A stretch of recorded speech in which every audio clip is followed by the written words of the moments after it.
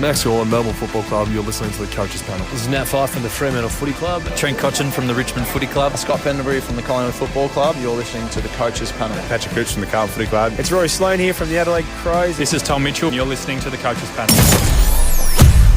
Hey friends, you got MJ from the Coaches Panel. Welcome back to another episode of the 50 Most Relevant. Just went unstable just as it hit. That's a good start. Yeah, I noticed that. Here we go. That's all right. All right, here we go again. Hey, it's MJ from the Coaches Panel. Welcome back to another episode of the 50 Most Relevant. Is Jack Billings going to be the forward that saves you in 2024? Or is he just going to troll you and not help you? We will discuss his fantasy relevance across Supercoach, Dream Team, and AFL Fantasy right throughout this episode. Joining me on this podcast and video, as he has already throughout this preseason, you'll see him plenty in 2024. It's Kane. Hello, mate. How are you? Yeah, I'm really good, MJ. You keep throwing up these interesting forward options, and I feel like already there's a theme, and there's a theme amongst the community. You're only a few days into the 50, and people are going, maybe I don't need to spend up in the forward line, and all of a sudden the McDonald's and the Fishers and now the Billings are the ones that are getting heavy discussion. Yeah, it's definitely where I'm trending towards in 2024. Let's talk about Jack Billings and why I've got him sitting in at number 46 in the 50 most relevant. He's priced at $243,900 in Supercoach. I haven't seen him that cheap pretty much since his debut season. Just a touch over $535,000. It's $538K in AF, while he's just a touch under $400,000 in Dream Team. Last year in Dream Team and Fantasy, an average of 60.6, no tons, and a top score of 75. Nowhere near his career high, though. It was a 170 is the best he's ever done in that format. While in Supercoach, no tons, an average of 62.3, 77 was his top score, and a career high of 169. Kane, your fantasy relevance can change in a matter of moments, can't it? And it's the same probably in football as well. Saints fans back in that 2013 draft probably thinking, we've got the gun high half forward with penetrating kicking, really smart, savvy, inside forward 50 craft. They're thinking, we've nailed our early first round pick. Little did they know there's a generational, arguably the greatest Western Bulldog of all time, got selected in the spot after him. And so he's been a bit of a journeyman since then, fell out of favour with the Saints and under Ross Lyon last year. But a move to Melbourne could just unlock not just his footballing career, but from a fantasy perspective for us, this could have huge upside and ramifications for us. Yeah, and it probably makes a lot of sense, MJ, with what Melbourne struggled with, which was converting inside 50. So you look at the guys that have left the club. We know Harms and Jordan in particular are the ones that have gone, and to bring in McAdam and Billings, it sort of says that they felt like they needed more forward half guys as opposed to midfielders. We know Sparrow and Pickett have had opportunities sort of to run through the midfield. We know when they're up and firing, Oliver, Petrarca, Viney, Brayshaw with a Gorn as a ruckman. Like, that's an incredible 5 guys that you can roll through a midfield. That's just ridiculous. 2 really set wingers as well in Langdon and Hunter. And then you throw in the first draft pick being Caleb Windsor, who's a really good outside runner and could play wing, half forward, half back, depending where they need him. So when you see a Billings being targeted with those outs, you think there's an opportunity for him to find a way into the side. And I think with the skills he's got front half, he's going to be a valuable player. The hard part is obviously, where does the fantasy implications come in? Because we know in the past at St Kilda, he's been a really good scorer, and he's been a really good scorer for many years. And he's been a top 6 forward at times, which is something that not a lot of players can say they've achieved. But the hard thing, which we won't know probably until that round 0 game, is what is this role? How does he fit into this Melbourne team? And most importantly, what is the fantasy role? Because we know role is really everything, especially these guys that he doesn't have any centre bounce prospects. We don't think that's where he's going to be, but does he get a little bit of wing? Is it half forward? Is it predominantly inside 50? Because he is a great mark. And he's a really good shot at goal when he's up and about. We just haven't seen that in the last 2 years where he's been really limited by injury. Yeah, he hasn't. Like, if you go back to his 2017 to 2020 years, that's normally for me way too far back to go and go, all right, that's what he's going to do. But it is And a reminder for us, we're paying for a guy that really is a 60 in AFL fantasy and low 40s in Supercoach and Dream Team. But in that 4-year stretch between 2017 and 2020, these are his averages in Supercoach: 92.6, 80.6, 93.8, and an 89. And then in AFL fantasy and Dream Team, 94.5, 85.1, a huge 98.5, and even that 2020 adjusted average year of 93.6. So here we've got this guy that, depending on the format that you're playing in, has anything from 50 points per game of value based on what he has done before. This isn't just a forecast hypothetical. He could. He has done this for us before. Different team, different era. Lots of things have changed, but it's something that he's achieved. And when we're looking at forwards in this price range, as you mentioned at the top of the episode, there's already been a bunch of these guys that we've highlighted through the 50 most relevant, and possibly there might be a couple more to come. Is he's done something that some of these others haven't, and that is he has put it together not just for 3 weeks, 4 weeks, 6 weeks. He's put it together for multiple seasons, and you're getting him in some formats considerably cheaper. Like, it's about 50K more to go from Harley Reid to Jack Billings in Supercoach, which is just maddening when you kind of think of it in that way. But the good news is, Kane, is he doesn't have to go this high, like back in 21 and 22, so a little bit closer. An average of 83 and 75 in AFL Fantasy and Dream Team, and 82 and 73 in Supercoach. You've talked about this a little bit on the episode we did with Connor McDonald a few days ago now. Given this lack of top-end forward scoring that we're forecasting will come, that it does appear like it's going to struggle to get more than a couple over 100 averages prior to the DPP additions. All of a sudden, a mid-70s, low 80s average could be enough from what we need from a Jack Billings in 2024. Oh, MJ, 100%. And just on that stretch of years you spoke about when he was really at his best, the thing that jumps out to me straight away, and this is the big opportunity coming to a side like Melbourne that we think is going to be pushing for the real pointy end. Jack Billings in 2017, 11 wins, 11 losses. The average in wins, 101. You jump ahead to 2018, average in wins, 110. Problem was, he only won 4 games. 2019, average in wins, 104 from 9 wins, 13 losses that season. And then 2020, it was 100 in wins, adjusted. So this is the guy that really, the best team he's been part of when he's up and about has been an 11-win team, a 50-50, a team that's fighting for the bottom part of the 8. And that's no surprise, isn't it? When you're an outside player and a forward, hey, a bit more supply, a team that scores a bit more. So when you're talking about a guy that really is as cheap as you've outlined, has the ability to score, we've seen some big ceiling games over the past. And really, MJ, you're not asking him to be a keeper for the year. With the value that he's at, a good first round 0 to round 5, so those first 6 games he plays before his bye in round 6. And again, one of them is a free hit that we all get to look at and see. But it is really, really possible that he comes out of the gates firing, has that one big score. You know, maybe it's the 110, 120 that would be incredible for that cash generation. Like, he's capable of that, especially at a new club where we know often the real boost at a new club is in that initial first 6, 7, 8, 9 weeks. There might be a hiccup or two as they sort of settle in and integrate into their side.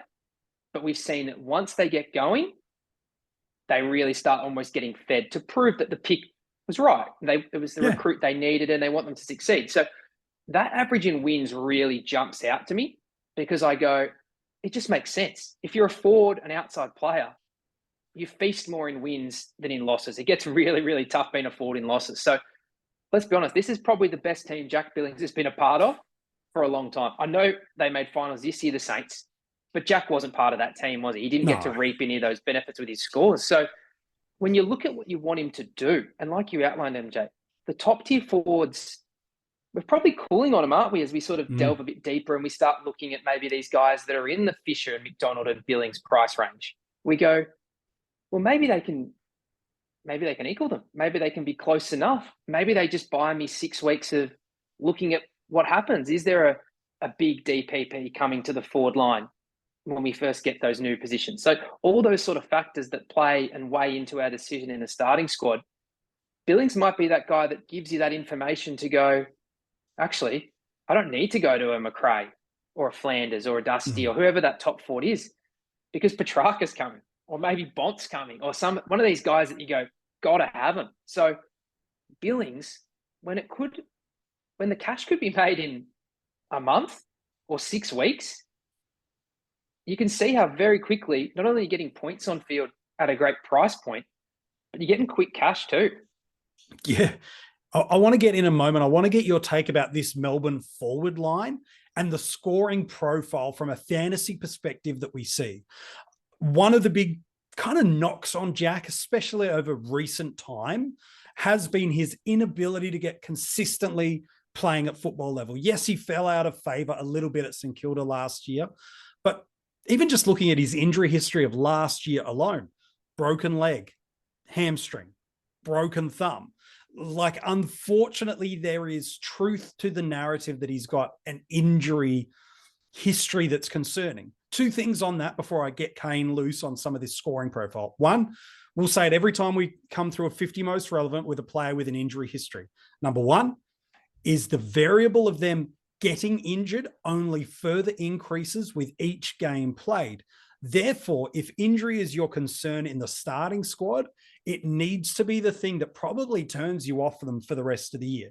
Now, that's even if you're trading into Jack at that sweet price point, because with every game played, the variable of injury coming only further increases. So to me, I'm a big fan of, if they've got an injury history, you start or you fade them. You don't trade in, because all you're doing is increasing your risk profile that you will get that injury game. So bank the scores, bank the cash, bank the points on field that you get, and then don't get surprised if an injury comes your way with a player like Jack. The other thing I'd say is, the moment you see anything in the preseason, especially after the Christmas side that we're now in, you see any nicks, any little hiccups, any little delays, okay, then it probably rules them out too. Don't double down on this pain point. We saw it with Elliott Lowe last year. It's probably a really great contrasting point. Value, great role, good scorer. Yes, right price point. Injury hits in the preseason. Man, you just got to fade it and start to look elsewhere. Let's talk about this Melbourne team, Kane, because they've got a fascinating profile, because he's no longer in this St Kilda team of the late teens that we saw. He's in a new system. You've mentioned that there's guys that can score well in Petrarca, Oliver, Viney, gone. He's not going to be anywhere near a centre bounce. You could probably name 7 or 8 Demons that would go right ahead of him. What does this forward profile of Melbourne look, and how conducive is it to fantasy scoring, knowing, yes, we'll get a look and see it opening round, but we need 4 or 5, 6 weeks of him, 3, 4, 5 price movements, or at least a couple of really significant ones to make this worthwhile. How do you see this forward line working, and can he score in this team? Ryan Reynolds here for, I guess, my 100th Mint commercial. No, don't. I mean, honestly, when I started this, I thought I only have to do like 4 of these. I mean, it's unlimited premium wireless for $15 a month. How are there still people paying 2 or 3 times that much? I'm sorry, I shouldn't be victim blaming here. Give it a try at mintmobile.com/save. Whenever you're ready. $45 upfront payment equivalent to $15 per month. New customers on first 3-month plan only. Taxes and fees extra. Speed slower above 40 gigabytes. See details. Well, that's the funny thing about the Melbourne forward line, MJ, is the best forward they've got from a fantasy perspective was Neil Bullen last year at 72.6 across the year. So that's not a really attractive number, is it? If you're sort of thinking that Billings is going to be fighting with him, obviously there's different roles within that forward line that those guys are going to have to play, and Jack's one of them. But you see a 72 as sort of the best forward. You drop down to a Sparrow, who does get some centre bounces, but is predominantly forward. He's a 67. Fritsch and Pickett are 63. Again, different roles. Pickett gets more into the midfield.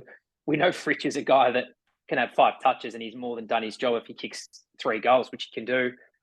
And then Chandler was down at a 57. I think the encouraging thing for Billings, though, when you do look at those guys in particular, there was runs and stretches where they were dropping tons. They were dropping regular 80s at times. The hard part for Jack's going to be, conversely, and clearly when your averages are in only the low 70s to high 50s, there's going to be some flaw. There's going to be some flaw. And that's what's really worrying. And that's where probably round zero is so helpful, that you'll get a look. Again, Pickett's a guy that popped to 120, popped to regular 80s. Neil Bullen had stretches of 98, 90, 97 a couple of weeks later. So there is impacts. I think that one, what's round zero? What's that number that you really feel comfortable that he's kickstarted that cash? And then what are you hoping for in sort of the next 2 to 3 to 4 weeks? I don't think you can even think about having him past his buy in round 6. If he's shooting the lights out and he forces your hand and you've got a better trade to do, or you've got an injury or suspension to fix, so be it. But I think when you're planning, that's your exit point. I think if he was at 85 through that long, you'd be absolutely stoked, because history would show that in this Melbourne team, with the role that he's likely to have, we think forecasting at this stage, he's going to start to revert to the mean, and he's going to start having the 40s and the 50s regularly. So I think that's the thing that's really fascinating. That's what round zero is going to be huge for, is if he gets an 80 MJ and we go, wow, that's 40 points of value on what he's priced at in Supercoach and DT. But what am I doing here? Because I haven't seen round 1 or round 2. The prices haven't started moving yet. It's going to be really interesting what line you set yourself, because as a forward, it only takes, a couple of quick tackles that maybe you don't get another week. You kick straight, you get looked after in the forward line with a teammate handball and you're on over the top. Their volatility is crazy. So that's probably the thing that scares me. Because I don't think, like a Fisher and a McDonald, there's sort of the safety in scoring role. Like this forward role could really be anything. And that's probably the thing that makes me go, you want to see a really good round zero score, just to think that you can ride it at least a couple of weeks. Because I'm not convinced, based on the history of these Melbourne forwards, Billings is going to finish the season above a 75. I think that's where I'd go, wow, I'm surprised. Anything low 70s, I sort of feels about right. But it really could be a high 60s and he's done his job, as in for the team. For the team, absolutely. I look at this forward line as a whole, because it's not just Billings about what he can do. It's Billings in contrast to what the forwards around him are doing too, that makes him relevant. Because you hear you talk about this 70s average that might just be the ceiling of what he does over a 8, 10, 12-week stretch. Yes, you've highlighted there's the potential of a 3 or 4 weeks of 85, 90, 95, 100, sure. But it's not just about Billings in isolation. It's what's happening with all the other forwards in this spot. And it's one of these interesting conversations and opinions I'm seeing early in the preseason from the fantasy community. And it's this line around the forwards of, I've got to pick someone, so why not pick X? And it's generally in reference to someone in the top 15 sort of priced players. And for me, while I understand the sentiment, I actually think there's some flaw in that process, because you don't have to pick someone up at that price point. We've already mentioned a few guys in the 50 most relevant. Zach Fisher yesterday with Minimug, yourself having a conversation with Connor McDonald. And then there's, even just off the top of my head, Taylor Adams, Rochelle, Tom Lynch and Nat Fyfe. Like, if you really want to, of these mid-range guys that have shown they can do it, there's a bunch of other names. And then there's the cows. I think all these guys will play a lot of games early in the year. Sean Manor, Chris Burgess, Harley Reid, Zane Dersma, Tom Emmett, Finn McRae, Jai Cully, Jed Walter, Darcy Wilson, and Nate Caddy. And so all of a sudden, we've got this line that 12 months ago it was, how deep can you go with premiums? Is it 4? Is it 5? Can you start with all 6? To me, it almost feels like the complete inverse in 2024, Kane, which is, how little do you need to spend at the top end of your salary cap? Invest that in either rucks, premium line mids, some top end, really nice top end options in the back line too. And you know what? In the forwards, take the value, knowing that someone will pop out of it. And it's, for me, I always prefer to do sideways across rather than do a total restructure. What's your take on how this forward line appears to be spewing out for us so far this year? Well, MJ, I think that's the thing that is appealing for the Billings, the Fisher, the McDonald, and that's why they had to be in the 50 most relevant, is as you said, it's likely that one of these guys will emerge. It might be someone that doesn't even make the 50, such as how these players sometimes just pop out of the blue and have a role we didn't expect, or someone gets injured and they inherit a new role. So I think that's what is appealing is if he doesn't work out, Jack Billings, again, if he doesn't work out after round 0, he's going to be very lowly owned. If he has a good enough score round 0 that entices people to start him, great.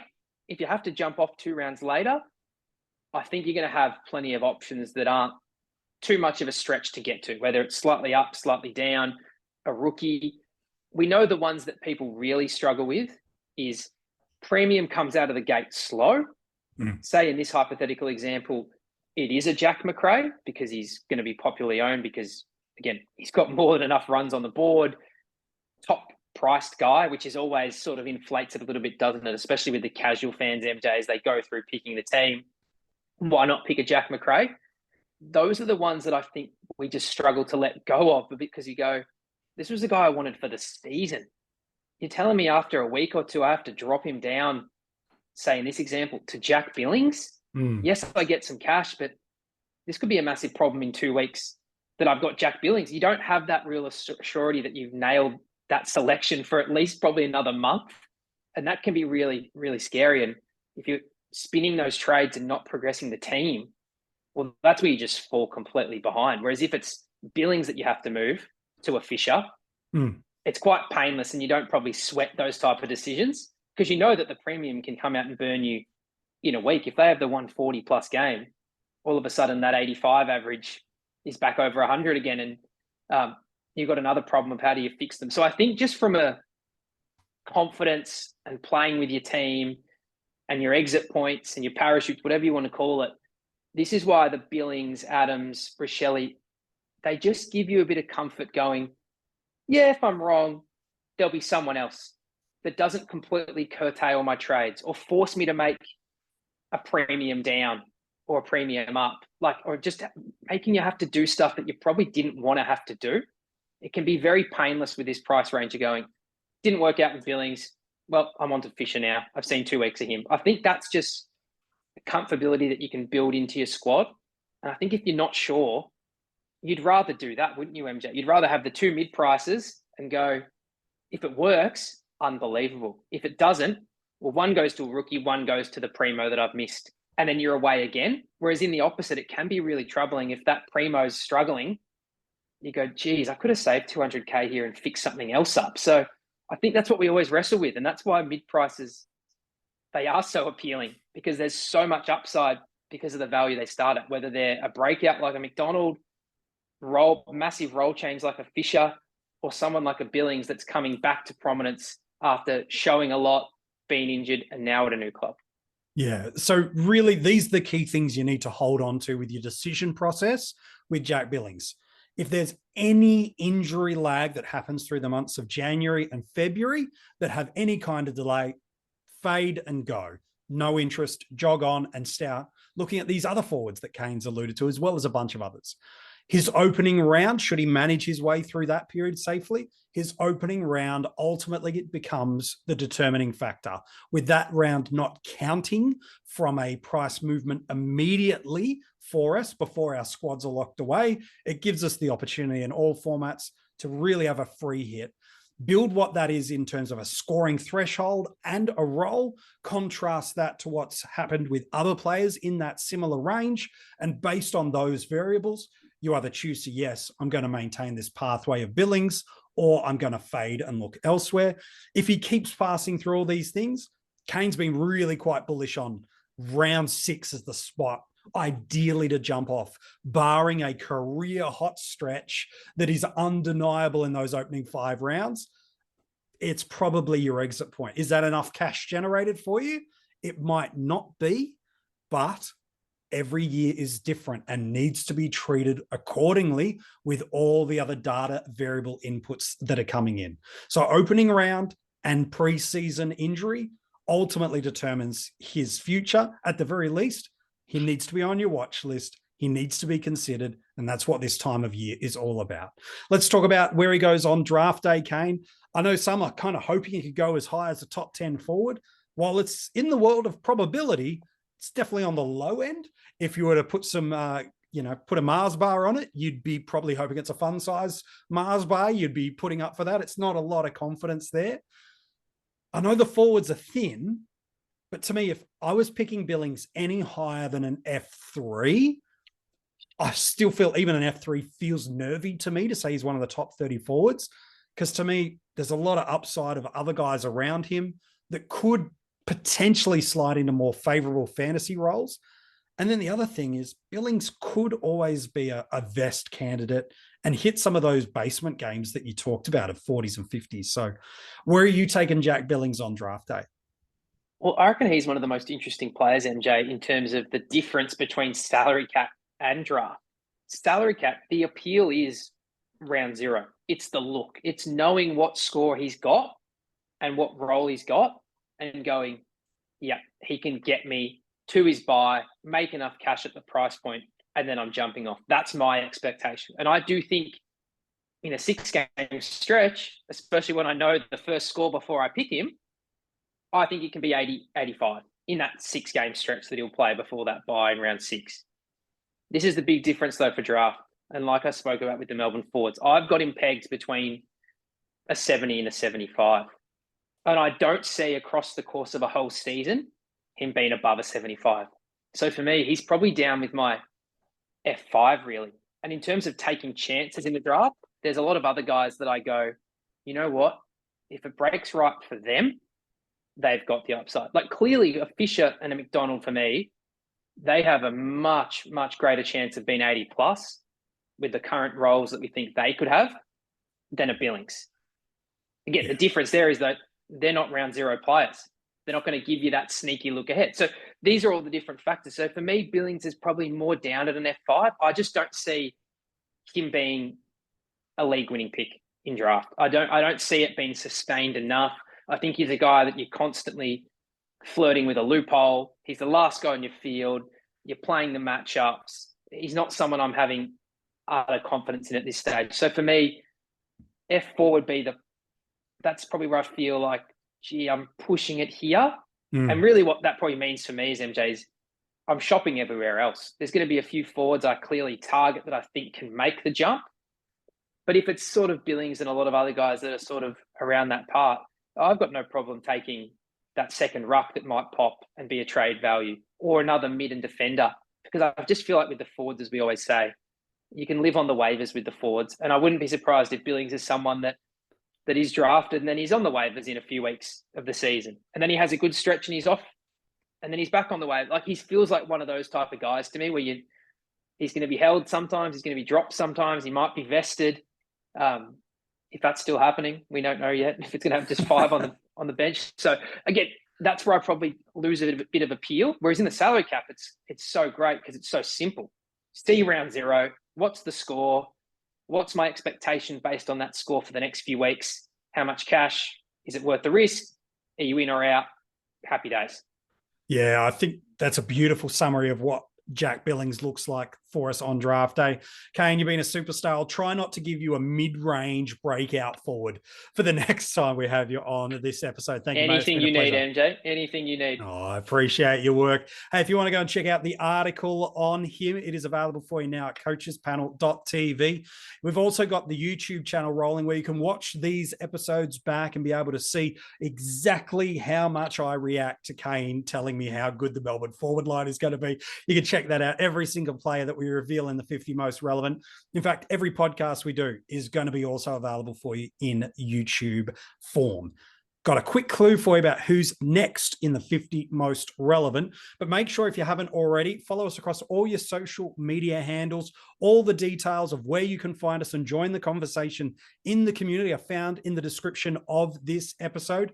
And if you want to get day early access to the audio podcasts of our 50 most relevant, then all you need to do is join our Patreon supporter group at either the breakout or premium tiers, and you will get access to that, as well as a ton of other additional rewards, exclusive group access, different levels of competitions, extra articles, podcasts, and access to the coaches panel directly.